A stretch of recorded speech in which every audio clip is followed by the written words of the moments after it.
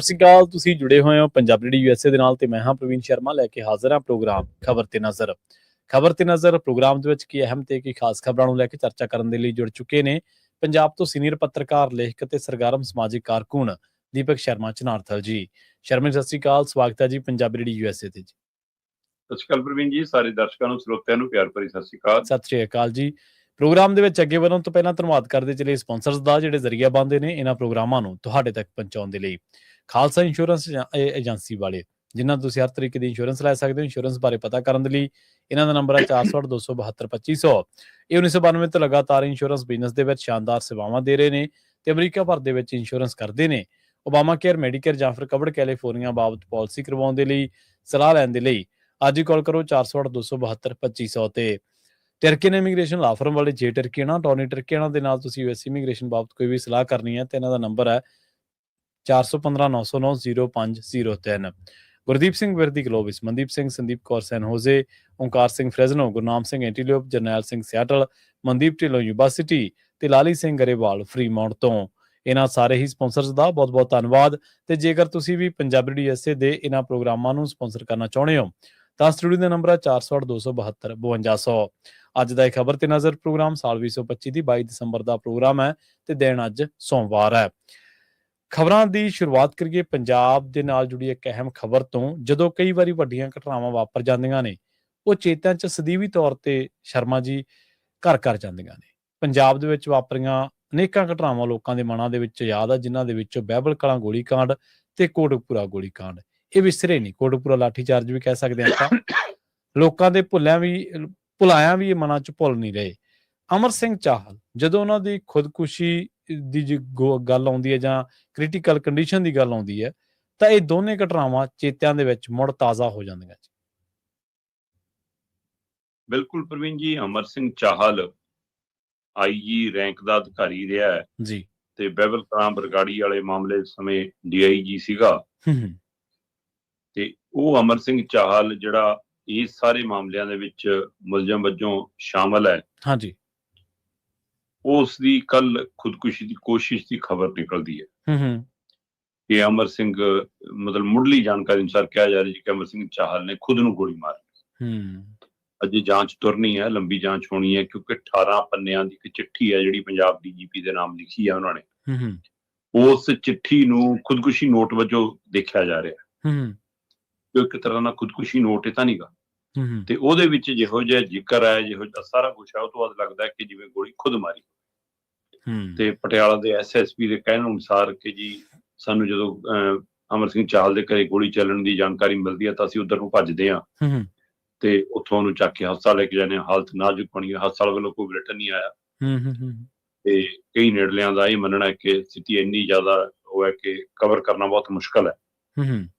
ਪਰ ਜਦੋਂ ਇਹ ਘਟਨਾ ਵਾਪਰੀ ਤੇ ਉਸ ਤੋਂ ਬਾਅਦ ਪਹਿਲਾ ਪਹਿਲੂ ਜਿਹੜਾ ਇਸ 18 ਪੰਨਿਆਂ ਦੀ ਚਿੱਠੀ ਦੇ ਹਵਾਲੇ ਨਾਲ ਉੱਭਰ ਕੇ ਆਇਆ ਉਹ ਇਹ ਆਇਆ ਕਿ ਅਮਰ ਸਿੰਘ ਚਾਹਲ ਕਹਿੰਦਾ ਕਿ ਮੈਂ ਰਿਟਾਇਰਡ ਅਧਿਕਾਰੀਆਂ ਤੇ ਰਿਟਾਇਰਡ IPS ਅਧਿਕਾਰੀਆਂ ਦਾ ਇੱਕ ਗਰੁੱਪ ਸੀ, ਮੈਂ ਉਹ ਗਰੁੱਪ ਜੁਆਇਨ ਕਰ ਲਿਆ।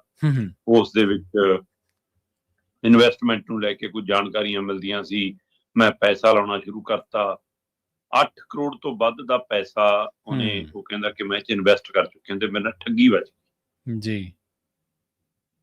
ਪ੍ਰਵੀਨ ਜੀ, ਇੱਕ ਤਾਂ ਹੁੰਦਾ ਕਿ ਤੁਹਾਡਾ ਕਿਸੇ ਨੇ OTP ਚੋਰੀ ਕਰ ਲਿਆ, ਤੁਹਾਡਾ ਕਿਸੇ ਨੇ ਸਰਵਰ ਸਾਰਾ ਰਿਕਾਰਡ ਅਕਾਊਂਟ ਦਾ ਚੈੱਕ ਚੋਰੀ ਕਰ ਲਿਆ, ਕਿਸੇ ਨੇ ਤੁਹਾਡੇ ਖਾਤੇ ਚੋਂ ਕਢਾ ਲਏ, ਕਿਸੇ ਨੇ ਤੁਹਾਡਾ ATM ਬਦਲ ਲਿਆ, ਕੋਈ ਹੋਰ ਤਰ੍ਹਾਂ ਦੀ ਧੋਖਾਧੜੀ ਹੋਵੇ ਤਾਂ ਸਮਝ ਆਉਂਦੀ ਹੈ। ਜਿੱਥੇ ਤੁਸੀਂ ਖੁਦ ਕਿਸੇ ਯੋਜਨਾ 'ਚ ਪੈਸੇ ਲਾ ਰਹੇ ਹੋ ਤੇ ਉਹ ਇੱਕ IG ਰੈਂਕ ਦਾ ਅਧਿਕਾਰੀ ਹੋਵੇ, ਪੰਜਾਬ ਦੇ ਪੁਲਿਸ 'ਚ ਰਿਹਾ ਹੋਵੇ, ਵੱਡੇ ਅਹੁਦੇ ਤੇ ਰਿਹਾ ਹੋਵੇ, ਲੋਕਾਂ ਨੂੰ ਹੋਈਆਂ ਧੋਖਾਧੜੀ ਦੀਆਂ ਮਸਲੇ ਦੀਆਂ ਸੈਂਕੜੇ ਸ਼ਿਕਾਇਤਾਂ ਸੁਣਦਾ ਕਰਦਾ ਹੱਲ ਕਰਦਾ ਰਿਹਾ ਹੋਵੇ, ਉਹ ਬੰਦੇ ਦੀ ਸਮਝ ਪੈਸੀ ਆ ਜਾਂ ਉਹ ਬੰਦੇ ਦੀ ਲਾਲਚ ਦੀ ਸ਼ਕਤੀ ਕਿੰਨੀ ਹਾਵੀ ਆ, ਇਹਦਾ ਪ੍ਰਗਟਾਵਾ ਕਿ ਇੰਨਾ ਕੁਛ ਹੋਣ ਦੇ ਬਾਵਜੂਦ ਤਾਮ ਚਾਮ, ਜ਼ਮੀਨ ਜਾਇਦਾਦ, ਕਾਰਾਂ, ਗੱਡੀਆਂ, ਬੰਗਲੇ, ਕੋਠੀਆਂ, ਚੰਗੀ ਭਲੀ ਪੈਨਸ਼ਨ ਭੱਤੇ, ਸਾਰਾ ਕੁਛ ਹੁੰਦਿਆਂ ਵੀ ਤੁਹਾਨੂੰ ਇਹ ਅਖੀਰਲੇ ਸਾਲਾਂ 'ਚ ਆ ਕੇ, ਉਮਰ ਦੇ ਪੜਾਅ 'ਚ ਆ ਕੇ ਵੀ ਰੱਜ ਨਹੀਂ, ਤਾਂ ਤੁਸੀਂ ਇਹੀ ਜਿਹੀਆਂ ਲਾਲਸਾਵਾਂ ਚਾਹੁੰਦੇ ਹੋ ਕਿ 7 ਦਿਨਾਂ 'ਚ ਦੁੱਗਣਾ, 8 ਦਿਨਾਂ 'ਚ ਦੁੱਗਣਾ, 10 ਦਿਨਾਂ 'ਚ ਦੁੱਗਣਾ। ਫਿਰ ਤੁਸੀਂ ਇਹੋ ਜਿਹੀਆਂ ਯੋਜਨਾਵਾਂ 'ਚ ਪੈਸੇ ਲਾਓ। ਇੱਕ ਪਹਿਲੂ ਇਹ।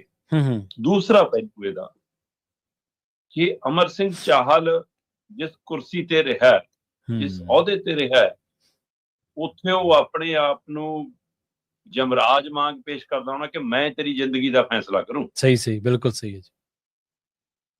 ਤੇ ਹੁਣ ਜਦੋਂ ਉਹਦੇ ਤੇ ਬੀਤੀ ਤਾਂ ਅੰਦਾਜ਼ਾ ਲਾ ਲਓ ਕਿ ਸਾਡਾ ਸਿਸਟਮ ਕੈਸਾ ਕਰਪਟ ਹੋਣਾ, ਕੈਸਾ ਨਿਕਰਿਆ ਹੋਣਾ, ਤੇ ਚੋਰਾਂ ਦੀਆਂ, ਡਕੈਤਾਂ ਦੀਆਂ, ਆਨਲਾਈਨ ਸਾਈਬਰ ਠੱਗੀ ਮਾਰਨ ਵਾਲਿਆਂ ਦੀਆਂ ਪਹੁੰਚ ਪਰੋਚ ਕਿੱਡੀ ਬੜੀ ਹੋਣੀ ਕਿ ਜਿਹੜਾ ਆਈਜੀ ਰੈਂਕ ਦਾ ਅਧਿਕਾਰੀ ਰਿਹਾ ਹੋਵੇ ਉਹਦਾ ਪੈਸਾ ਨਹੀਂ ਰਿਕਵਰ ਕਰਾ ਪਾ ਰਹੀ ਪੁਲਿਸ। ਤੇ ਤੁਸੀਂ ਫਿਰ ਆਮ ਬੰਦੇ ਦੀ ਸੁਣਵਾਈ ਇੱਥੇ ਦੀ ਉਮੀਦ ਕਿਵੇਂ ਕਰੋਗੇ? ਸਹੀ ਗੱਲ ਹੈ, ਬਿਲਕੁਲ। ਇਸ ਪਹਿਲੂ ਨੇ ਇਹ ਕਿੱਸਾ ਵੀ ਨਾਲ ਯਾਦ ਕਰਾਤਾ। ਹੁਣ ਅਜੇ ਇਹ ਜਾਂਚ ਹੋਣੀ ਹੈ ਕਿ ਗੋਲੀ ਆਪੇ ਮਾਰੀ, ਗੋਲੀ ਕਿਸੇ ਹੋਰ ਨੇ ਮਾਰੀ, ਸੁਸਾਈਡ ਨੋਟ ਜਾਂ ਚਿੱਠੀ ਜਿਹੜੀ ਲਿਖੀ ਉਹ ਆਪੇ ਲਿਖੀ, ਹੱਥ ਨਾਲ ਲਿਖੀ ਹੈ ਲੰਬੀ ਚੌੜੀ, ਉਹਦੇ ਵਿੱਚ ਕੁਝ ਹੋਰ ਦਰਦ ਬਿਆਨ ਵੀ ਨੇ ਕਿ ਜੀ ਮੇਰੀ ਸਿਕਿਉਰਿਟੀ ਨਾ ਹਟਾ ਦਿਓ, ਮੇਰੇ ਆਹ ਬੰਦੇ ਨਾ ਹਟਾ ਦਿਓ ਜੀ। ਕਿਉਂਕਿ ਬਹੁਤ ਮੁਸ਼ਕਲ ਹੁੰਦੀ ਹੈ ਜਦੋਂ ਤੁਹਾਡੇ ਇੱਕ ਹੁਕਮ ਤੇ ਸਲੂਟ ਵੱਜਦੇ ਹੋਣ, ਤੁਹਾਡੇ ਇੱਕ ਕਦਮ ਤੁਰਨ ਤੇ ਤੁਹਾਨੂੰ ਸਲੂਟ ਵੱਜਦੇ ਹੋਣ, ਘਰ ਦਾ ਦਰਵਾਜ਼ੇ ਤੋਂ ਲੈ ਕੇ ਦਫ਼ਤਰ ਦੇ ਦਰਵਾਜ਼ੇ ਤੋਂ ਲੈ ਕੇ ਕਾਰ ਤੱਕ ਦਾ ਦਰਵਾਜ਼ਾ ਖੋਲਣ ਵਾਲਾ ਹੋਰ ਹੋਵੇ, ਤੇ ਹੁਣ ਤੁਹਾਨੂੰ ਸਬਜ਼ੀ ਮੰਡੀ ਰਾਸ਼ਨ ਲੈਣ ਆਪ ਜਾਣਾ ਪਵੇ, ਆਪ ਭਾਅ ਪੁੱਛਣਾ ਪਵੇ, ਫਿਰ ਔਖਾ ਬਹੁਤ ਲੱਗਦਾ। ਰਿਟਾਇਰ ਲਾਈਫ ਇਹੋ ਜਿਹੇ ਅਹੁਦਿਆਂ ਤੇ ਜੀਣਾ, ਇਹ ਵੀ ਇੱਕ ਮਾਨਸਿਕ ਰੋਗ ਦਾ ਕਾਰਨ ਇਹ ਵੀ ਹੋ ਸਕਦਾ। ਤੇ ਇਹਦੇ ਵਿੱਚ ਜੋ ਇਹ ਵੀ ਪਹਿਲੂ ਦੇਖਣ ਵਾਲਾ ਕਿ ਪੁਲਿਸ ਵਾਲੇ ਲਗਾਤਾਰ, ਇੱਕ ਹਰਿਆਣੇ 'ਚ ਆਪਾਂ ਦੇਖਿਆ ਸੀ ਕਾਂਡ, ਹਾਂਜੀ ਹੈ ਨਾ, ਇਹੋ ਜਿਹੀ ਸੁਸਾਈਡ, ਤੇ ਇਸੇ ਤਰ੍ਹਾਂ ਇਹ ਸੁਸਾਈਡ ਦਾ ਮਾਮਲਾ, ਜਾਂ ਹਰਚਰਨ ਭੁੱਲਰ ਵਾਲਾ ਫਸਣ ਦਾ ਮਾਮਲਾ, ਜਾਂ ਹੋਰ ਕਿੰਨੇ ਹੀ, ਕੋਈ ਰਾਜਵੀਰ ਵਾਲਾ ਮਸਲਾ, ਸਾਰੇ ਆਪਾਂ ਦੇਖਦੇ ਹਾਂ ਕਿ ਜਿਉਂ-ਜਿਉਂ ਬੰਦੇ ਕੋਲ ਪੈਸੇ ਦਾ ਸੋਰਸ ਵੱਧਦਾ ਹੈ, ਤਾਕਤ ਵੱਧਦੀ ਹੈ, ਤਿਉਂ-ਤਿਉਂ ਤਮਾ ਵੱਧਦੀ ਹੈ। ਸਹੀ ਗੱਲ। ਇਹ ਵੀ ਇੱਕ ਇਹਦਾ ਪ੍ਰਗਟਾਵਾ, ਤੇ ਉਸ ਤਮਾ ਦੇ ਨਾਲ ਇਹ ਤਣਾਅ ਐਸਾ ਵੱਧਦਾ ਹੈ ਕਿ ਫਿਰ ਕਿੱਥੇ ਲਿਆ ਖਲਾਉਂਦਾ ਤੁਹਾਨੂੰ ਮੌਤ ਤੋਂ ਬਿਨਾਂ ਕੋਈ ਰਾਹ ਨਹੀਂ। ਇਹਦੇ ਵਿੱਚ ਕੱਲਾਪਣ ਵੀ ਇੱਕ ਕਾਰਨ ਹੋ ਸਕਦਾ। ਸਹੀ ਗੱਲ। ਇੰਨਾ ਸਾਰਾ ਕੁਝ ਮਾਣਿਆ, ਹੁਣ ਟੱਬਰ ਵੀ ਨਾ ਪੁੱਛੇ, ਇਹ ਵੀ ਕਈ ਕਾਰਨ ਹੋਣਗੇ। ਸੋ ਜਿੱਥੇ ਇਹ ਸਾਰੇ ਕਾਰਨ ਨੇ, ਉੱਥੇ ਜਦੋਂ ਹੀ ਇਹ ਗੋਲੀ ਲੱਗਣ ਦੀ ਖਬਰ ਬਾਹਰ ਆਈ, ਮੀਡੀਆ ਚੱਲੀ, ਤਾਂ ਸੋਸ਼ਲ ਮੀਡੀਆ ਤੇ ਇੱਕ ਨਵੀਂ ਬਹਿਸ ਛਿੜੀ। ਨਵੀਂ ਬਹਿਸ ਇਹ ਛਿੜੀ ਕਿ ਇਹ ਦੁਨਿਆਵੀ ਅਦਾਲਤਾਂ, ਦੁਨਿਆਵੀ ਪ੍ਰਸ਼ਾਸਨ, ਦੁਨਿਆਵੀ ਸਿਸਟਮ, ਦੁਨਿਆਵੀ ਸਰਕਾਰਾਂ ਇਹ ਫੈਸਲਾ ਕਰਨ ਨਾ ਕਰਨ, ਪਰ ਨਰਕ ਸਵਰਗ ਇੱਥੇ ਹੀ ਹੈ ਜੀ, ਕੁਦਰਤ ਕਾਇਨਾਤ ਇੱਥੇ ਹੀ ਹੈ ਜੀ, ਉਹ ਆਪ ਆਪਣਾ ਫੈਸਲਾ ਕਰਦੀ ਹੈ। ਬਹਿਬਲ ਕਲਾਂ ਬਰਗਾੜੀ ਕਾਂਡ ਦੇ ਵਿੱਚ ਅਮਰ ਸਿੰਘ ਚਾਹਲ ਦਾ ਨਾਮ ਬੋਲਦਾ ਕਾਗਜ਼ਾਂ 'ਚ, ਸਿੱਟ ਨੀ ਜਾਂਚ ਕਰ ਲਈ ਜੀ, ਚਲਾਨ ਬੋਰਡ ਹੈ ਜੀ, ਉਹ ਸਾਰੀ ਕਾਰਵਾਈ 2015 ਤੋਂ ਤੁਰਿਆ ਰਿਹਾ। 3 ਸਰਕਾਰਾਂ ਬਦਲ ਲਈਆਂ ਸੀ ਜੀ, 4 ਮੁੱਖ ਮੰਤਰੀ ਬਦਲ ਲਿਆ ਸੀ, ਪਰ ਅਜੇ ਵੀ ਦਿਲਾਂ ਨੂੰ ਠੰਡ ਨਹੀਂ ਕਿ ਇਨਸਾਫ ਮਿਲ ਜਾਵੇ। ਉਹ ਬਹਿਬਲ ਕਲਾਂ ਕਾਂਡ, ਬਰਗਾੜੀ ਕਾਂਡ, ਕੋਟਕਪੂਰਾ ਗੋਲੀ ਕਾਂਡ, ਇਹ ਸਾਰੇ ਜੋ ਘਟਨਾਕ੍ਰਮ ਵਾਪਰੇ, ਉਹ 'ਚ ਕਾਗਜ਼ਾਂ 'ਚ, ਅਦਾਲਤੀ ਕਾਗਜ਼ਾਂ 'ਚ, ਥਾਣਿਆਂ ਦੇ ਕਚਹਿਰੀਆਂ ਦੇ ਕਾਗਜ਼ਾਂ 'ਚ ਪ੍ਰਕਾਸ਼ ਸਿੰਘ ਬਾਦਲ ਦਾ ਨਾਮ ਵੀ ਹੈ, ਸੁਖਬੀਰ ਸਿੰਘ ਬਾਦਲ ਦਾ ਨਾਮ ਵੀ ਹੈ, ਸਮੇਤ ਸੈਣੀ ਦਾ ਨਾਮ ਵੀ ਹੈ, ਓਮਰਾ ਨੰਗਲ ਦਾ ਨਾਮ ਵੀ ਹੈ, ਉਹ 'ਚ ਅਮਰ ਸਿੰਘ ਚਾਹਲ ਵੀ ਹੈ, ਤੇ ਹੋਰ ਕਿੰਨੇ ਨਾਮ ਨੇ। ਸੋ ਇਸ ਨੂੰ ਲੈ ਕੇ ਲੋਕਾਂ ਦੇ ਵਿੱਚ ਚਰਚਾ ਵੀ ਹੈ, ਤੇ ਸੋਸ਼ਲ ਮੀਡੀਆ ਤੇ ਦੀ ਬਹਿਸ ਵੀ ਹੈ ਕਿ ਜੀ ਕੁਦਰਤ ਦਾ ਇਨਸਾਫ ਹੈ ਜਾਂ ਆਪੇ ਇਨਸਾਫ ਕਰ ਲਈਏ, ਇਸ ਤਰ੍ਹਾਂ ਦੀ ਵੀ ਚਰਚਾ। ਸੋ ਇਸ ਲਈ ਜਿੱਦਾਂ ਹੀ ਅਮਰ ਸਿੰਘ ਚਾਹਲ ਦਾ ਇਹ ਖੁਦਕੁਸ਼ੀ ਕਰਨ ਦੀ ਕੋਸ਼ਿਸ਼ ਦਾ ਮਾਮਲਾ ਸਾਹਮਣੇ ਆਇਆ, ਲੋਕਾਂ ਨੂੰ ਬਹਿਬਲ ਬਰਗਾੜੀ ਕੋਟਕਪੂਰਾ ਸਭ ਚੇਤੇ ਆ ਜੀ। ਸਹੀ ਆ। ਅਗਲੀ ਗੱਲ ਕਰੀਏ ਸ਼ਹੀਦੀ ਸਭਾ ਬਨਾਮ ਵੀਰਬਾਲ ਦਿਵਸ ਦੇ ਬਾਰੇ। ਕੇਂਦਰ ਦੇ ਹੁਕਮਾਂ ਨੂੰ ਕਹਿੰਦੇ ਸਿਰ ਨਵਾ ਕੇ ਪੰਜਾਬ ਸਰਕਾਰ ਕਿਉਂ ਮੰਨ ਰਹੀ ਹੈ ਜੀ? ਪ੍ਰਵੀਨ ਜੀ, ਪਹਿਲਾਂ ਤਾਂ ਕੇਂਦਰ ਦੀ ਸਮਝ ਨਹੀਂ ਆਉਂਦੀ ਕਿ ਕੇਂਦਰ ਇਸ ਗੱਲ ਤੇ ਵਜਿੱਦ ਕਿਉਂ। ਸਹੀ ਹੈ। ਤੁਸੀਂ ਜਿਹੜੇ ਭਾਈਚਾਰੇ ਦਾ ਸਾਥ ਮੰਨਣਾ ਚਾਹੁੰਦੇ ਹੋ, ਕੇਂਦਰ ਭਾਜਪਾ, RSS ਜਿਹੜੇ ਭਾਈਚਾਰੇ ਨੂੰ ਨਾਲ ਰੱਖਣ ਦਾ ਦਿਖਾਵਾ ਕਰਨਾ ਚਾਹੁੰਦੀ ਆ, ਤੇ ਉਸ ਭਾਈਚਾਰੇ ਨੂੰ ਜੇ ਤੁਸੀਂ ਇਸ ਤਰ੍ਹਾਂ ਮਾਨਸਿਕ ਤੌਰ ਤੇ ਪੀੜਤ ਕਰੋਗੇ, ਉਹਨਾਂ ਦੇ ਦਿਨ ਤਿਉਹਾਰ, ਸ਼ਹਾਦਤਾਂ ਦੇ ਦਿਹਾੜੇ, ਉਹਨਾਂ ਨੂੰ ਤਰੋੜ ਮਰੋੜ ਕੇ ਦੇਸ਼ ਮੂਹਰੇ, ਲੋਕਾਂ ਮੂਹਰੇ ਰੱਖੋਗੇ। ਸਹੀ ਗੱਲ ਹੈ। ਤੇ ਫਿਰ ਐਂ ਤਾਂ ਨਹੀਂ ਥੋੜੀ ਸਿਆਸੀ ਤਮਾ ਪੂਰੀ ਹੁੰਦੀ। ਸਹੀ। ਇੰਝ ਤਾਂ ਨਹੀਂ ਸਿਆਸੀ ਲਾਲਸਾ ਪ੍ਰਵਾਨ ਚੜ੍ਹਦੀ। ਮੈਂ ਕਹਿੰਦਾ ਤੁਸੀਂ ਚੰਗੀ ਭਾਵਨਾ ਨਾਲੇ ਸੋਚ ਕੇ ਫੈਸਲਾ ਕੀਤਾ। ਆਪਾਂ ਮੰਨ ਲਈਏ ਕਿ ਭਾਜਪਾ ਨੇ ਫੈਸਲਾ ਸਿੱਖ ਭਾਈਚਾਰੇ ਨੂੰ, ਮਾਨਵਤਾ ਨੂੰ ਪਿਆਰ ਕਰਨ ਵਾਲੇ ਨੂੰ, ਸ਼ਹਾਦਤਾਂ ਨੂੰ ਨਮਨ ਕਰਨ ਵਾਲਿਆਂ ਨੂੰ ਆਪਣੇ ਨਾਲ ਰੱਖਣ ਲਈ ਇਹ ਫੈਸਲਾ ਕੀਤਾ। ਜੇ ਕਰਨਾ ਸੀ, ਘੱਟੋ ਘੱਟ SGPC, Delhi committee, Haryana committee, ਮੈਂ ਕਹਿੰਦਾ ਦੋ ਤਾਂ ਤੁਹਾਡੇ ਨਾਲੇ ਨੇ, ਉਹਨਾਂ ਦੀ ਰਾਇਓ ਲੈ ਕੇ ਦੇਖ ਲੈਂਦੇ। ਸਹੀ। ਉਹ ਤੁਹਾਨੂੰ ਰਾਏ ਦੇ ਦਿੰਦੇ, ਕਿਉਂਕਿ ਤੁਹਾਡੇ ਫੈਸਲੇ ਨੂੰ ਤਾਂ ਉਹ ਜੈਸਮੈਨ ਕਹਿ ਕੇ ਹੀ ਜੈਸ ਕਰਨਗੇ।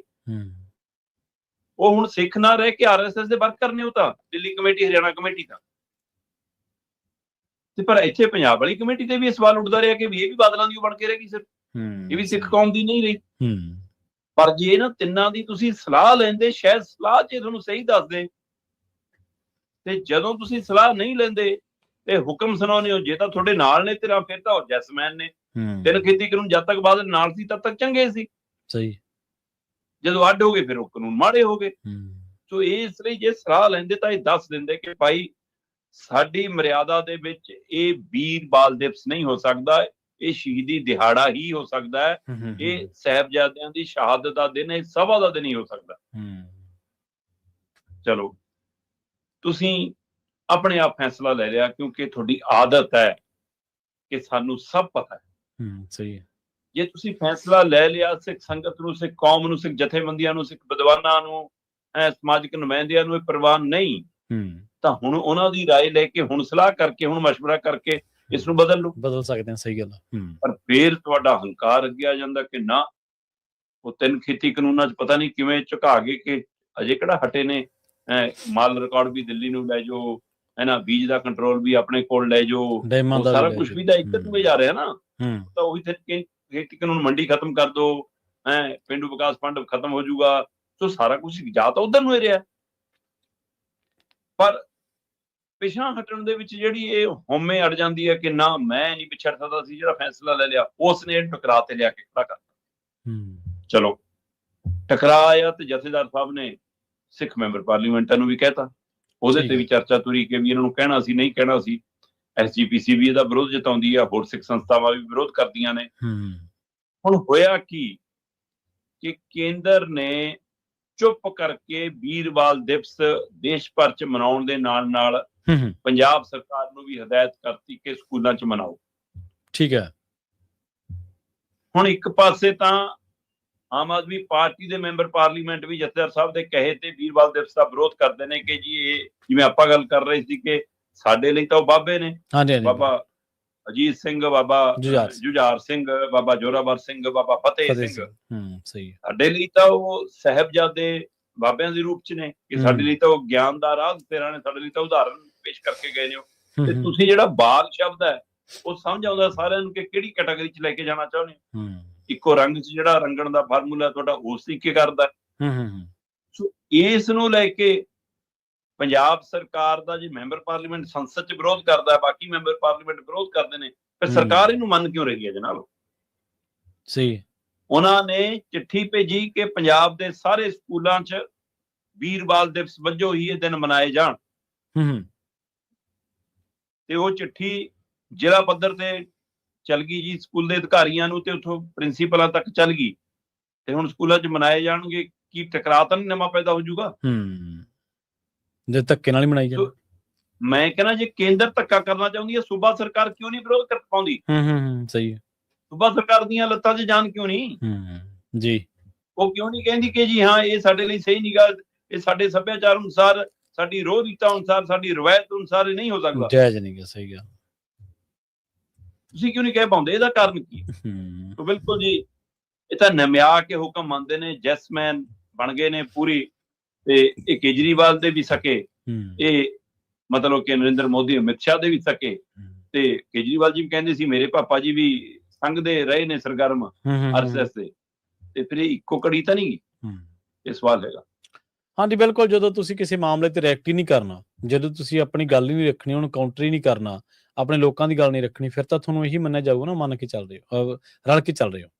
ਫਿਰ ਤਾਂ ਤੁਹਾਡੇ ਪ੍ਰਭਾਵ ਤੋਂ ਹੀ ਪਤਾ ਲੱਗਦਾ ਹੁੰਦਾ ਨਾ ਕੀ ਚੱਲ ਕੀ ਰਿਹਾ, ਜਾਂ ਕਦਮਾਂ ਤੋਂ, ਸਟੈਪਸ ਤੋਂ ਪਤਾ ਲੱਗਦਾ ਕਿਹੜੇ ਕਦਮ ਚੁੱਕੇ ਗਏ ਨੇ, ਉਹਨਾਂ ਤੋਂ ਪਤਾ ਲੱਗਦਾ ਹੁੰਦਾ। ਅਗਲੀ ਗੱਲ ਵੀ ਘਿਓ ਖਿਚੜੀ ਦੀ ਵੀ ਕਰ ਲਈਏ ਆਪਾਂ। ਮਨਰੇਗਾ ਦੇ ਮਾਮਲੇ ਦੇ ਵਿੱਚ ਸ਼ਰਮਾ ਜੀ, ਬੀਤੇ ਦਿਨਾਂ ਦੇ ਵਿੱਚ ਜੋ ਕੁਝ ਵਾਪਰਿਆ ਉਹਨੂੰ ਲੈ ਕੇ ਇੱਕ ਸਵਾਲ ਖੜਾ ਹੋ ਗਿਆ। ਸਵਾਲ ਇਹ ਹੈ ਕਿ ਪੰਜਾਬ ਦੇ ਵਿੱਚ ਜਿਹੜੀ ਸਰਕਾਰ ਹੈ ਉਹ ਆਮ ਆਦਮੀ ਪਾਰਟੀ ਦੀ ਹੈ ਜਾਂ ਫਿਰ ਭਾਜਪਾ ਦੀ ਹੈ ਜੀ?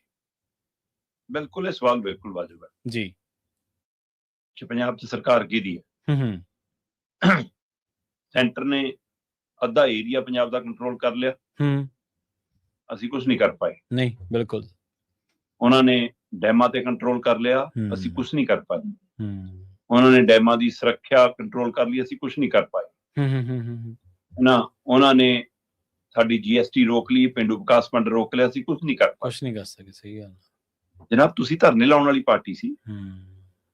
ਕਾਂਗਰਸ ਤਾਂ ਰਾਸ਼ਟਰੀ ਪਾਰਟੀ ਹੈ, ਜਿਹੀ ਜੀ ਸੋਚ BJP ਦੀ ਆਪਾਂ ਕਹਾਂਗੇ ਉਹੀ ਜੀ ਸੋਚ ਉਹਦੀ ਹੋਊਗੀ, ਉਹ ਤਾਂ ਸਾਰਾ ਕੁਝ ਦਿੱਲੀ ਨੂੰ ਲੈ ਕੇ ਜਾਊਗੀ। ਇਸ ਲਈ ਕਾਂਗਰਸ ਤੇ BJP ਦਾ ਇੱਕੋ ਕੈਟਾਗਰੀ 'ਚ ਰੱਖ ਲਓ। ਤੁਸੀਂ ਤਾਂ ਖੇਤਰੀ ਸੀ। ਬਿਲਕੁਲ, ਮੈਂ ਕਹਿੰਦਾ ਖੇਤਰੀ ਨਾ ਵੀ ਹੋਵੇ, ਤੁਸੀਂ ਵੀ ਰਾਸ਼ਟਰੀ ਪਾਰਟੀ ਬਣ ਗਏ। ਹਾਂਜੀ। ਤੁਹਾਡਾ ਰਾਸ਼ਟਰ ਪੰਜਾਬ ਤੋਂ ਲੈ ਕੇ ਚੰਡੀਗੜ੍ਹ ਤੋਂ ਲੈ ਕੇ ਦਿੱਲੀ ਤੱਕ ਹੈ। ਸਹੀ ਗੱਲ ਹੈ, ਬਿਲਕੁਲ। ਤੁਹਾਡਾ ਹੋਰ ਰਾਸ਼ਟਰ ਕਿਹੜਾ ਹੈ? ਦਿੱਲੀ ਨੇ ਤੁਹਾਨੂੰ ਬਰੰਗ ਲਿਫਾਫੇ ਵਾਂਗ ਖਾਲੀ ਕਰਕੇ ਤੋਰਤਾ ਤੇ ਉਹ ਸਾਰੇ ਲਿਆ ਕੇ ਤੇ ਸਿਰਾਂ ਤੇ ਬਿਠਾ ਲਏ। ਤੇ ਪਰ ਤੁਸੀਂ ਮੰਨ ਰਹੇ ਹੋ ਸਾਰੀ ਮੋਦੀ ਅਮਿਤ ਸ਼ਾਹ ਹੋਰਾਂ ਦੀ। ਹਰ ਫੈਸਲਾ ਜਿਹੜਾ ਪੰਜਾਬ ਦੇ ਖਿਲਾਫ ਆਉਂਦਾ ਹੈ, ਤੁਸੀਂ ਡਰਾਮਾ ਕਰਦੇ ਹੋ, ਇਜਲਾਸ ਬੁਲਾਵਾਂਗੇ ਜੀ, ਵਿਰੋਧ ਕਰਾਂਗੇ ਜੀ, ਨੰਗਲ ਜਾਵਾਂਗੇ ਜੀ, ਪਰ ਲਾਗੂ ਸਾਰਾ ਕੁਝ ਹੋ ਜਾਂਦਾ। ਸਹੀ ਗੱਲ। ਹੁਣ ਅਗਲਿਆਂ ਨੇ ਮਨਰੇਗਾ ਦਾ ਨਾਂ ਬਦਲਿਆ। ਨਾਂ ਬਦਲਣ ਵਾਲਾ ਮੁੱਦਾ ਵੱਡਾ ਨਹੀਂ ਸੀ, ਉਹਦਾ ਸਰੂਪ ਬਦਲਣ ਵਾਲਾ ਮੁੱਦਾ ਵੱਡਾ ਸੀ। ਸਹੀ ਗੱਲ। ਪਰ ਇਹ ਸਵਾਲ ਜ਼ਰੂਰ ਰਹਿਣਾ ਕਿ ਨਾਂ ਬਦਲਣ ਦੀ ਜ਼ਰੂਰਤ ਕੀ ਸੀ। ਜੀ ਸਹੀ। ਚੰਗਾ ਹੁੰਦਾ ਤੁਸੀਂ ਜੀ ਰਾਮ ਜੀ ਦੇ ਨਾਂ ਤੇ ਕੋਈ ਨਵੀਂ ਸਕੀਮ ਲਿਆਉਂਦੇ, ਹੋਰ ਵਧੀਆ, ਬਿਲਕੁਲ, ਹੋਰ ਨਵਾਂ ਲਿਆਓ, ਕੁਝ ਚੰਗਾ ਕਰੋ। ਕੌਣ ਰੋਕਦਾ? ਸਹੀ। ਚਲੋ ਤੁਸੀਂ ਨਾਂ ਵੀ ਬਦਲ ਲਿਆ, ਪਰ ਉਹਦਾ ਜਿਹੜਾ ਸਰੂਪ ਬਦਲਿਆ, ਉਹਨੂੰ ਲੈ ਕੇ ਪੰਜਾਬ ਦੇ ਮਜ਼ਦੂਰ ਜਥੇਬੰਦੀਆਂ, ਕਿਸਾਨ ਜਥੇਬੰਦੀਆਂ, ਸਮਾਜਿਕ ਚਿੰਤਕ, ਬੁੱਧੀਜੀਵੀ ਵਰਗ, ਵਿਰੋਧੀ ਧਿਰ, ਸੈਂਟਰ ਦੇ ਵਿੱਚ ਹੋਰ ਦਲ, ਕਈਆਂ ਨੇ ਇਹਦੇ ਤੇ ਇਤਰਾਜ਼ ਪ੍ਰਗਟਾਇਆ। ਇੱਥੋਂ ਤੱਕ ਕਿ BJP ਦੇ ਅੰਦਰ ਦੇ ਕਈ ਸੂਬਿਆਂ ਦੇ ਮੁੱਖ ਮੰਤਰੀ, ਕਈ ਸੂਬਿਆਂ ਦੇ MP ਇਸ ਗੱਲ ਤੋਂ ਨਾਰਾਜ਼ ਤੇ ਨਿਰਾਸ਼ ਨੇ, ਪਰ ਕੁਝ ਨਹੀਂ ਸਕਦੇ। ਸਹੀ ਹੈ, ਕਿਉਂਕਿ ਲੋਕਤੰਤਰ ਨਾਂ ਦੀ ਚੀਜ਼ ਨਹੀਂ ਕੋਈ। ਜੀ। ਹੁਣ ਪਰ ਪੰਜਾਬ ਸਰਕਾਰ ਤਾਂ ਕੁਝ ਸਕਦੀ ਸੀ। ਜਿਹੜਾ 92 ਜਿਤਾਏ ਨੇ ਤੁਹਾਡੇ ਪੰਜਾਬ ਨੇ, ਇਸੇ ਲਈ ਜਿਤਾਏ ਨੇ ਕਿ ਦਿੱਲੀ ਨਾਲ ਆਟਾ ਲਾਏ ਸਕੋ। ਸਹੀ। ਤੁਸੀਂ ਤਾਂ ਫੈਡਰਲ ਢਾਂਚੇ ਦੀਆਂ ਗੱਲਾਂ ਕਰਦੇ ਸੀ, ਤੁਸੀਂ ਤਾਂ ਖੁਦ ਮੁਖਤਿਆਰੀ ਦੀਆਂ ਗੱਲਾਂ ਕਰਦੇ ਸੀ, ਤੇ ਹੁਣ ਜਦੋਂ ਵਾਰੀ ਆਉਂਦੀ ਹੈ ਤਾਂ ਤੁਸੀਂ ਪਾਣੀ ਮੰਗ ਬਹਿ ਜਾਂਦੇ ਹੋ ਉਹਨਾਂ ਮੂਹਰੇ। ਜੀ ਸਹੀ ਹੈ। ਪ੍ਰਵੀਨ ਜੀ, ਪਹਿਲਾਂ ਤਾਂ ਨਾਂ ਬਦਲਿਆ, ਫਿਰ ਬੜੀ ਤੇਜ਼ੀ ਨਾਲ ਉਸ ਨੂੰ ਪਾਸ ਕੀਤਾ। ਜਿੰਨੀ ਕਾਹਲ ਇਹਨਾਂ ਨੇ ਪਾਸ ਕਰਨ ਨੂੰ ਦਿਖਾਈ, ਉਂਝ ਸੀ ਜਿਵੇਂ ਤਿੰਨ ਖੇਤੀ ਕਾਨੂੰਨਾਂ ਨਾਲ ਕੀਤਾ ਸੀਗਾ। ਠੀਕ ਹੈ। ਤੇ ਪਾਸ ਹੋਣ ਸਮੇਂ ਕਿੰਨਾ ਕੁ ਵਿਰੋਧੀ ਧਿਰ ਦੇ ਵਿਰੋਧ ਨੂੰ ਪ੍ਰਵਾਨ ਕੀਤਾ, ਕਿੰਨਾ ਕੁ ਸਟੈਂਡਰਡ ਕਮੇਟੀ ਨੂੰ ਭੇਜਿਆ, ਕਿੰਨੀ ਕੁ ਚਰਚਾ ਹੋਈ, ਨਹੀਂ ਹੋਈ। ਪਾਸ ਵੀ ਨਹੀਂ ਹੋਇਆ, ਬਲਕਿ ਐਤਵਾਰ ਨੂੰ ਰਾਸ਼ਟਰਪਤੀ ਜੀ ਦੀ ਮੋਹਰ ਵੀ ਲੱਗ ਗਈ। ਕਾਲ ਬਹੁਤ ਆ ਨਾ, ਮਤਲਬ ਇੰਨਾ ਕੰਮ ਕਰਨ ਦੀ ਇੱਛਾ ਸ਼ਕਤੀ ਕਮਾਲ ਹੈ ਵੀ ਐਤਵਾਰ ਨੂੰ, ਚਲੋ ਰਾਸ਼ਟਰਪਤੀ ਜੀ ਦੀ ਮੋਹਰ ਤਾਂ ਲੱਗੀ ਐਤਵਾਰ ਨੂੰ, ਬਿੱਲ ਨੇ ਕਾਨੂੰਨ ਦਾ ਰੂਪ ਧਾਰਿਆ ਐਤਵਾਰ ਨੂੰ, ਪਰ ਐਤਵਾਰ ਨੂੰ ਹੀ ਸੂਬਿਆਂ ਨੂੰ ਚਿੱਠੀਆਂ ਨਿਕਲ ਗਈਆਂ। ਅੱਛਾ। ਬਕਾਇਦਾ ਤੌਰ ਤੇ ਪੰਜਾਬ ਦੇ ਚੀਫ ਸੈਕਟਰੀ ਸਾਹਿਬ ਨੂੰ ਐਤਵਾਰ ਨੂੰ ਹੀ ਚਿੱਠੀ ਆ ਗਈ ਕਿ ਜੀ ਪੰਚਾਇਤਾਂ ਨੂੰ ਹੁਕਮ ਭੇਜੋ ਤੇ ਇਹਦੇ ਉੱਤੇ ਮਤੇ ਪਵਾਓ, ਗ੍ਰਾਮ ਸਭਾਵਾਂ ਬੁਲਾਓ ਕਿ ਜੀ ਮਨਰੇਗਾ ਦੀ ਥਾਂ ਤੇ ਜੀ ਰਾਮ ਜੀ ਮਨਜ਼ੂਰ। ਠੀਕ ਹੈ। ਪੰਜਾਬ ਸਰਕਾਰ ਵੀ ਜੇ ਚਾਹਵੇ ਨਾ ਤਾਂ ਵੀ ਗ੍ਰਾਮ ਸਭਾ ਬੁਲਾਉਣ ਦਾ ਹੱਕ ਨਹੀਂਗਾ ਉਹਨੂੰ। ਕੇਂਦਰ ਦਾ ਤਾਂ ਕੰਮੇ ਕੀ ਹੈ, ਇਹ ਪਿੰਡ ਦੀ ਪੰਚਾਇਤ ਨੇ, ਸਰਪੰਚ ਨੇ ਤੈਅ ਕਰਨਾ ਹੈ। ਜੇ ਉਹ ਵੀ ਵਿਗਾੜ ਕਰਨ ਤਾਂ ਪਿੰਡ ਦੇ 20% ਵੋਟਰ ਤੈਅ ਕਰ ਸਕਦੇ ਆ ਕਿ ਅਸੀਂ ਗ੍ਰਾਮ ਸਭਾ ਬੁਲਾਉਣੀ ਹੈ। ਕਿਹੜਾ ਫੈਸਲਾ ਕਰਨਾ ਹੁਣ? ਇਹ ਜਬਰੀ ਗ੍ਰਾਮ ਸਭਾਵਾਂ ਬੁਲਾਉਣਗੇ। ਜੇ ਪੰਜਾਬ ਦੇ ਚੀਫ ਸੈਕਟਰੀ ਨੂੰ ਹੁਕਮ ਆਇਆ, ਕੀ ਪੰਜਾਬ ਦੇ ਮੁੱਖ ਮੰਤਰੀ ਨੂੰ ਦੱਸਿਆ ਨਹੀਂ ਉਹਨੇ? ਸਹੀ ਹੈ। ਹੁਣ ਤਾਂ ਸੋਮਵਾਰ ਵੀ ਲੰਘ ਗਿਆ, ਅੱਜ ਮੰਗਲਵਾਰ ਚੜ ਗਿਆ। ਜੇ ਐਤਵਾਰ ਤੁਸੀਂ ਨਹੀਂ ਕੰਪਿਊਟਰ ਖੋਲਦੇ, ਦਿੱਲੀ ਵਾਲਿਆਂ ਨੇ ਭੇਜਤੇ, ਤਾਂ ਤੁਹਾਨੂੰ ਤਾਂ ਪਤਾ ਹੋਣਾ ਚਾਹੀਦਾ ਹੈ। ਸਰਕਾਰ ਹੋ ਤੇ ਜੇ ਹੁਕਮ ਆ ਗਏ ਤੇ ਇਹਦਾ ਮਤਲਬ ਕੀ ਹੈ? ਜੇ ਹੁਕਮ ਥੱਲੇ ਪੰਚਾਇਤ ਤੱਕ ਜਾ ਰਹੇ ਨੇ, ਇਹ ਡਰਾਮੇਬਾਜ਼ੀ ਹੋਊਗੀ। ਅਫਸਰ ਤੁਹਾਡੇ, ਜ਼ਿਆਦਾਤਰ ਸਰਪੰਚ ਤੁਹਾਡੇ, ਤੇ ਜੇ ਇਹ ਉਹ ਪ੍ਰਵਾਨ ਕਰਕੇ ਭੇਜਦੇ ਨੇ, ਫਿਰ ਮੈਨੂੰ ਦੱਸ ਦਿਓ ਜੀ, ਪੰਜਾਬ ਸਰਕਾਰ ਆਪ ਦੀ ਹੈ ਕਿ BJP ਦੀ ਹੈ? ਫਿਰ ਤੁਹਾਡਾ 30 ਤਰੀਕ ਨੂੰ ਸੈਸ਼ਨ ਬਣਾਉਣ ਦੇ ਡਰਾਮੇ ਦਾ ਅਰਥ ਕੀ ਹੈ? ਮੈਂ ਤਾਂ ਪਹਿਲਾਂ ਹੀ ਕਿਹਾ ਸੀਗਾ ਕਿ ਉਹਦੇ ਵਿੱਚ ਵੱਧ ਤੋਂ ਵੱਧ ਮਤਾ ਪਾਉਣਗੇ, ਉਹ ਰਾਜਪਾਲ ਦੀ ਟੋਕਰੀ 'ਚ ਜਾ ਕੇ ਡਿੱਗ ਜੂਗਾ, ਮੁੜ ਕੇ ਲੱਭਣਾ ਨਹੀਂ। ਤੇ ਜਾਂ ਤਾਂ ਸਰਬਦਲੀ ਬੈਠਕ ਬੁਲਾਉਂਦੇ, ਜਾਂ ਤਾਂ ਤੁਰੰਤ ਜਿੱਦਣ ਹੀ ਇਹ ਚਰਚਾ ਤੁਰੀ ਸੀ, ਹਫ਼ਤਾ ਤਾਂ 6 ਮਹੀਨੇ ਪਹਿਲਾਂ ਦੇ ਪੰਜਾਬ 'ਚ ਰੌਲਾ ਪਾਉਣ ਲੱਗੇ ਸੀ ਕਿ ਬਈ ਮਨਰੇਗਾ ਬੰਦ ਹੋਣੀ ਹੈ, ਤੇ ਤੁਹਾਡੇ ਕੋਲ 40% ਕਿੱਥੋਂ ਦਓਗੇ ਜੇ 10% ਨਹੀਂ ਦੇ ਹੋਇਆ? ਅੱਗੇ 90-10 ਦੀ ਐਵਰੇਜ ਬਣਦੀ ਸੀ। ਮਾਨ ਸਰਕਾਰ ਤੋਂ 10% ਨਹੀਂ ਦੇ ਹੋਇਆ, ਤੇ ਜੇ ਹੁਣ 60-40 ਹੋ ਗਈ, ਫਿਰ ਕਿੱਥੋਂ ਦੇਣਗੇ? ਇਹ ਇਕੱਲਾ ਮਜ਼ਦੂਰਾਂ ਕਿਰਤੀਆਂ ਦਾ ਮਸਲਾ ਨਹੀਂ, ਸੂਬੇ ਦੇ ਖਜ਼ਾਨੇ ਦਾ ਮਸਲਾ ਵੀ ਹੈ। ਤੇ ਤੁਸੀਂ ਉਸ ਸਮੇਂ ਵੀ ਵਿਰੋਧ ਨਹੀਂ ਕੀਤਾ। 6 ਮਹੀਨੇ ਪਹਿਲਾਂ ਜਦੋਂ ਪਤਾ ਲੱਗਣ ਲੱਗੀ ਸੀ ਗੱਲ, ਹਾਂਜੀ ਹਾਂਜੀ ਤੁਸੀਂ ਜਿਸ ਦਿਨ ਚਰਚਾ ਤੁਰੀ ਸੰਸਦ 'ਚ ਉਦਣ ਵੀ ਨਹੀਂ ਕੀਤਾ, ਜਿਸ ਦਿਨ ਪਾਸ ਹੋਇਆ ਉਦਣ ਵੀ ਨਹੀਂ ਕੁਝ ਕੀਤਾ। ਤੇ ਹੁਣ ਅਸੀਂ 30 ਤਰੀਕ ਨੂੰ ਜਾ ਕੇ ਜੀ ਵਿਸ਼ੇਸ਼ ਇਜਲਾਸ ਬੁਲਾਵਾਂਗੇ। ਉਹਦਾ ਗੱਲ ਤੇ ਪ੍ਰੈਸ ਕਾਨਫਰੰਸ ਕਰਨ ਬਹਿ ਜਾਓ, ਤੁਹਾਡੇ ਬਾਰੇ ਕੋਈ ਬਿਆਨ ਦੇ ਦੇਵੇ, ਕੇਜਰੀਵਾਲ ਦਾ ਕੋਈ ਮਸਲਾ ਆ ਜਾਵੇ, ਫਿਰ ਧਰਨੇ ਲਾਉਣ ਵੀ ਦਿੱਲੀ ਚਲੇ ਜਾਂਦੇ ਹੋ। ਹੁਣ ਪੰਜਾਬ ਦੇ ਮਸਲੇ ਤੇ ਕਿਉਂ ਨਹੀਂ? ਇਹਦੀ ਚੁੱਪੀ ਦਾ ਕਾਰਨ ਕੀ ਇਹੀ ਮੰਨੀਏ ਕਿ ਇੱਥੇ ਵੀ ਆਰਐਸਐਸ ਦੀ ਸਰਕਾਰ ਹੈ? ਜੀ ਜੀ ਸਹੀ ਹੈ। ਇੱਥੇ ਵੀ ਬੀਜੇਪੀ ਦੀ ਸਰਕਾਰ ਹੈ? ਜਾਂ ਤੁਹਾਨੂੰ ਈਡੀ, ਸੀਬੀਆਈ, ਇਨਕਮ ਟੈਕਸ ਦਾ ਡਿਪਾਰਟਮੈਂਟ ਦਾ ਤੋਂ ਇੰਨਾ ਡਰ ਲੱਗਦਾ ਹੈ? ਤੁਸੀਂ ਇੰਨੇ ਕੱਪੜੇ ਕਰ ਚੁੱਕੇ ਹੋ ਕਿ ਤੁਹਾਨੂੰ ਡਰ ਲੱਗਦਾ ਕਿ ਜੇ ਬੋਲੇ ਤਾਂ ਅੱਗੇ ਟੰਗੇ ਜਾਵਾਂਗੇ? ਜਾਂ ਜਦੋਂ ਭੋਗ ਪੈਣਾ ਆਮ ਆਦਮੀ ਪਾਰਟੀ ਦਾ, ਤੁਸੀਂ ਸ਼ਾਇਦ ਛਾਲ ਮਾਰ ਕੇ ਇੱਧਰ ਜਾਣਾ ਹੋਵੇ ਇਸ ਨਵੇਂ ਜਹਾਜ਼ 'ਚ? ਇਹ ਕਾਰਨ ਹੈ, ਕਿਹੜੇ ਕਾਰਨ ਨੇ ਕਿ ਤੁਸੀਂ ਪੰਜਾਬ ਦਾ ਤੇ ਲਾਤਾ ਆਪਣੀ ਹਲਕੀ ਫੁਲਕੀ ਸਿਆਸਤ ਚਲਾਉਣ ਦੇ ਲਈ? ਸੋ ਪੰਜਾਬ ਦੇ ਵਿੱਚ ਇੱਕੋ ਸਮੇਂ ਦੋ ਪਾਰਟੀਆਂ ਰਾਜ ਕਰ ਰਹੀਆਂ। ਫੱਟਾ ਆਪ ਦਾ, ਫੋਟੋ ਨਰਿੰਦਰ ਮੋਦੀ ਦੀ। ਜਾ ਕੇ ਦੇਖ ਲਓ ਜਿਹੜੇ ਮਹੱਲਾ ਕਲੀਨਿਕ ਇਹਨਾਂ ਤੇ ਏਦਾਂ ਦੀਆਂ ਤਸਵੀਰਾਂ ਨੇ, ਉਹ ਮਹੱਲਾ ਕਲੀਨਿਕ ਦੀ ਤਸਵੀਰ ਨਹੀਂ, ਉਹ ਪੰਜਾਬ ਦੇ ਲੱਗਿਆ ਫੱਟਾ। ਹਾਂਜੀ ਬਿਲਕੁਲ। ਤੇ ਨਾਲੇ ਜਦੋਂ ਰਿਐਕਟ ਨਹੀਂ ਕਰਨਾ ਕਿਸੇ ਮਾਮਲੇ ਦੇ ਵਿੱਚ, ਜਦੋਂ ਜਵਾਬ ਹੀ ਨਹੀਂ ਦੇਣਾ, ਹੁਣ ਅਗਲੇ ਤਾਂ ਗ੍ਰਾਮ ਸਭਾਵਾਂ ਤੱਕ ਚਲੇ ਗਏ, ਉਹਨਾਂ ਨੇ ਮਤੇ ਵੀ ਪਵਾ ਲੈਣੇ ਆ ਕਿ ਬਈ ਸਾਨੂੰ ਐਕਸੈਪਟ ਆ, ਤੇ ਮੁੜ ਕੇ ਜੇ ਕੋਈ ਸੰਘਰਸ਼ ਕਰੂਗਾ ਉਹ ਕਹਿਣਗੇ ਆ ਲਓ ਗ੍ਰਾਮ ਸਭਾਵਾਂ ਦੇ ਮਤੇ ਚੱਕ ਲਓ, ਇਹਨਾਂ ਨੇ ਪ੍ਰਵਾਨ ਕੀਤਾ। ਸੋ ਤਾਂ ਇੱਕ ਕਦਮ ਨਹੀਂ, ਕਈ ਕਦਮ ਇਹਨਾਂ ਨਾਲੋਂ ਅੱਗੇ ਚੱਲ ਰਹੇ ਨੇ ਸ਼ਰਮਾ ਜੀ। ਤੇ ਅਗਲੀ ਗੱਲ ਕਰੀਏ ਇੱਕ ਪੰਥਕ ਮਾਮਲੇ ਦੀ, 328 ਲਾਪਤਾ ਪਾਵਨ ਸਰੂਪ ਜੀ, ਉਸ ਮਾਮਲੇ ਦੇ ਵਿੱਚ SIT ਦਾ ਗਠਨ ਹੋ ਗਿਆ ਸ਼ਰਮਾ ਜੀ। ਪ੍ਰਵੀਨ ਜੀ, ਸਾਡੇ ਦੇਸ਼ 'ਚ, ਸਾਡੇ ਸੂਬੇ 'ਚ ਹਰ ਘਟਨਾਕ੍ਰਮ ਤੇ ਸਿੱਟ ਤਾਂ ਬਣਦੀ ਹੈ, ਪਰ ਉਹ ਸਿੱਟ ਕਿਸੇ ਫੈਸਲੇ ਤੇ ਨਹੀਂ ਕਦੇ ਪਹੁੰਚਦੀ। ਸਹੀ ਗੱਲ। ਇਸ ਲਈ ਯਕੀਨ ਕਿਵੇਂ ਕਰੀਏ ਕਿ ਕਿਸੇ ਮਾਮਲੇ 'ਚ ਕਿਸੇ ਧਿਰ ਵੱਲੋਂ ਇਨਸਾਫ ਮਿਲ ਜੂਗਾ? ਇਹ ਯਕੀਨ ਕਿਵੇਂ ਕਰੀਏ ਕਿ ਤੁਸੀਂ ਸੱਚ ਦੀ ਕਸੌਟੀ ਤੇ ਖਰੇ ਉਤਰ ਕੇ ਜਾਂਚ ਕਰੋਗੇ? ਤੁਸੀਂ ਧਿਰ ਬਣ ਕੇ ਨਹੀਂ ਕਰੋਗੇ। 328 ਪਾਵਨ ਸਰੂਪ ਜਦੋਂ ਲਾਪਤਾ ਹੋਣ ਦਾ ਮਾਮਲਾ ਆਇਆ ਤਾਂ ਉਸ ਦੇ ਵਿੱਚ SGPC ਤੋਂ ਲੈ ਕੇ ਬਾਦਲ ਦਲ ਤੱਕ ਘਿਰਿਆ ਜੀ। ਇਹਨਾਂ ਦੇ ਕਈ ਮੁਲਾਜ਼ਮ, ਕਈ ਅਹੁਦੇਦਾਰ ਘਿਰੇ, ਉਹਦਾ ਅਸਰ ਜਥੇਦਾਰਾਂ ਤੱਕ ਗਿਆ। ਹਾਂਜੀ, ਕਈ ਤਰ੍ਹਾਂ ਬਹਿਸ ਚਰਚਾ ਛਿੜੀ। ਪਰ ਜੇ SGPC ਨੇ ਨਿਰਪੱਖ ਹੋ ਕੇ ਉਸ ਸਮੇਂ ਇਹਦਾ ਸੱਚ ਸੰਗਤ ਸਾਹਮਣੇ ਰੱਖਿਆ ਹੁੰਦਾ, ਹਾਂਜੀ, ਤਾਂ ਅੱਜ ਇਹ ਸਥਿਤੀ ਨਾ ਦੇਖਣੀ ਪੈਂਦੀ। ਤਾਂ ਇਹ ਦਿਨ ਨਾ ਆਉਂਦੇ ਕਿ ਤੁਹਾਡੇ ਖਿਲਾਫ ਸਰਕਾਰ, ਪੁਲਿਸ ਤੰਤਰ ਇਨਕੁਆਇਰੀ ਕਰਦੀ, ਪਰਚਾ ਦਰਜ ਕਰਦੀ, ਜਾਂਚ ਤੁਰਦੀ।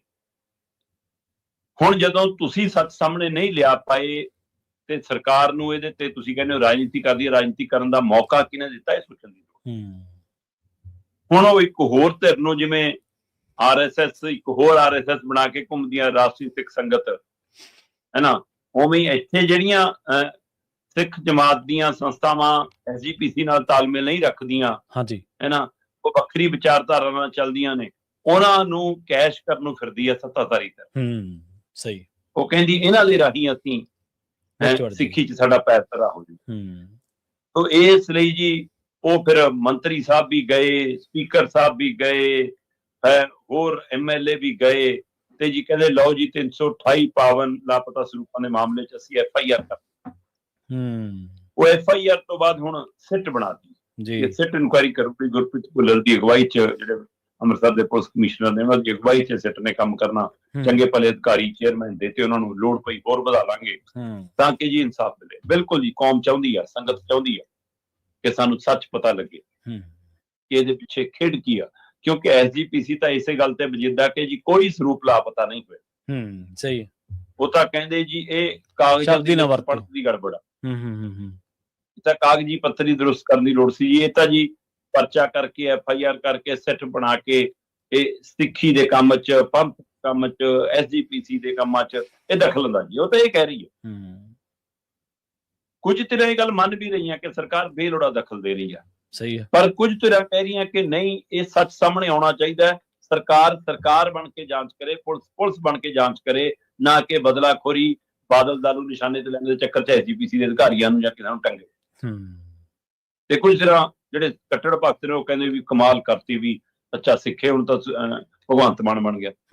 ਤੋ ਇਸ ਲਈ ਜਦੋਂ ਤੁਸੀਂ ਹਰ ਫੈਸਲਾ ਆਪਣੀ ਅਗਲੀ ਰਾਜਨੀਤੀ ਨੂੰ, ਅਗਲੀ ਚੋਣ ਨੂੰ ਧਿਆਨ 'ਚ ਰੱਖ ਕੇ ਕਰਨਾ ਹੈ, ਫਿਰ ਉਹਦੇ ਵਿੱਚੋਂ ਇਨਸਾਫ ਦੀ ਉਮੀਦ ਘਟ ਜਾਂਦੀ ਹੈ।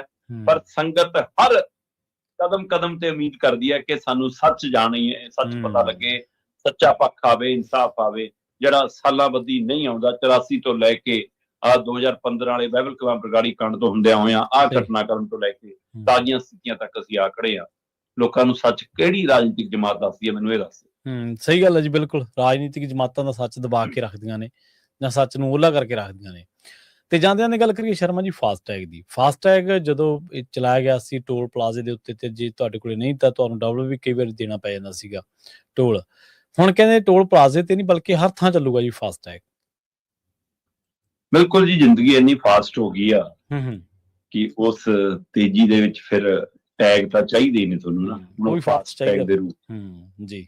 ਵੈਸੇ ਤਾਂ ਇਹਦੇ ਵਿੱਚ ਕੋਈ ਦੋ ਰਾਏ ਨਹੀਂ ਕਿ ਇੱਥੇ ਇਹ ਵੀ ਇੱਕ ਧੋਖਾ ਹੈ ਟੋਲ ਪਲਾਜ਼ਿਆਂ ਦੇ ਉੱਤੇ ਕਿ ਜੇ ਤੁਹਾਡੇ ਫਾਸਟੈਗ ਨਹੀਂ ਲੱਗਿਆ ਜੀ ਤਾਂ 4 ਗੁਣਾ ਟੋਲ ਦੇਣਾ ਪਊਗਾ ਜੀ ਕੈਸ਼ ਦੇ ਵਿੱਚ। ਮਤਲਬ ਤੁਸੀਂ ਕੈਸ਼ ਦੀ ਵੈਲਿਊ ਕਿਵੇਂ ਘਟਾ ਸਕਦੇ ਹੋ? ਉਹਦੇ ਵਿੱਚ ਮਾਨਤਾ ਪ੍ਰਾਪਤ ਕੈਸ਼ ਹੈ, ਤੁਸੀਂ ਲਾਈਨ ਵੱਖਰੀ ਕਰ ਦੋ ਕਿ ਟਾਈਮ ਲੱਗਾ ਤਾਂ ਤੁਹਾਡਾ ਲੱਗੀ ਜਾਵੇ।